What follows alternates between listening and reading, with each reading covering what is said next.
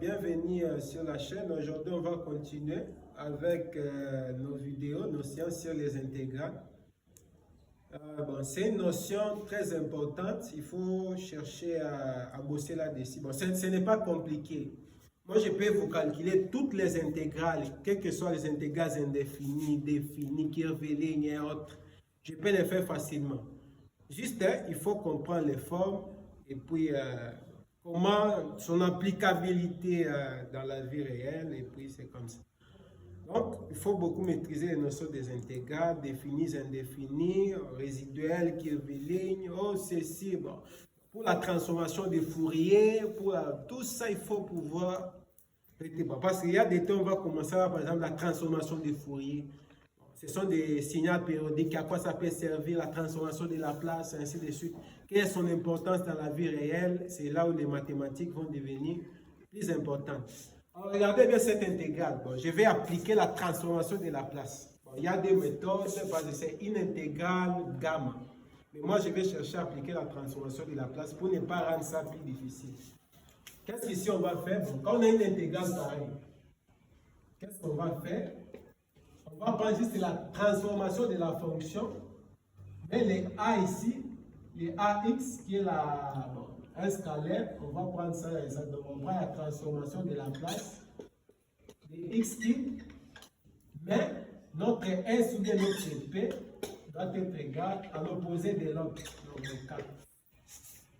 Qu'est-ce qu'on va faire? La transformation de la place de x qui, x exposant m égale n factoriel si s exposant n plus 1. Vous connaissez bien les formules de la transformation de la place. On applique ça ici.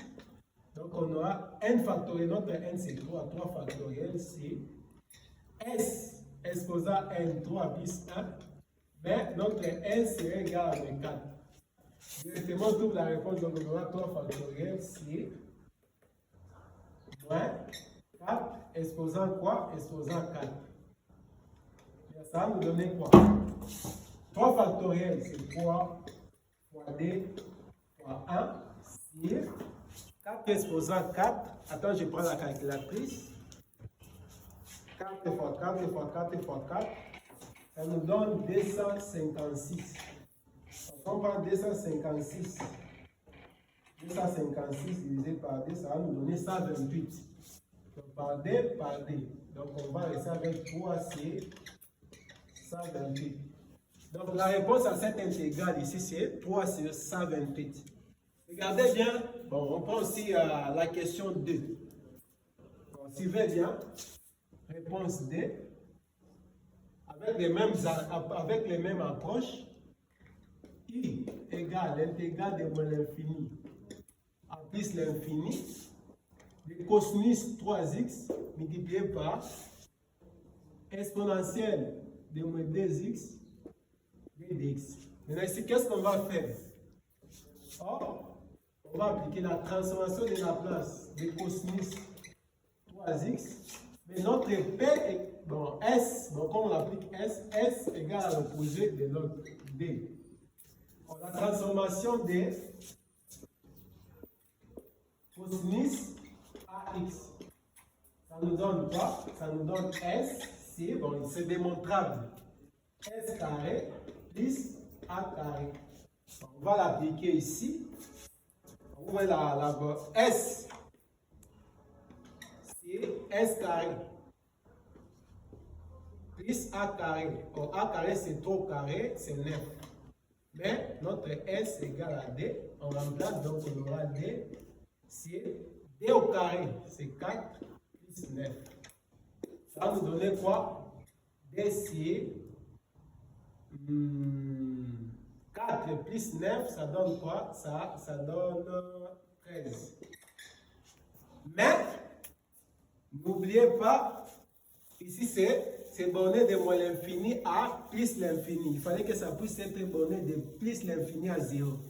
Maintenant, qu'est-ce qu'on doit faire pour... vous voyez, pour que le plus l'infini, parce qu'il faut que les bornes supérieures sortent d'ici, les bornes inférieures sortent de l'autre côté. Pour que les bornes supérieures soient de l'autre côté, on fait quoi? On introduit un signe moins.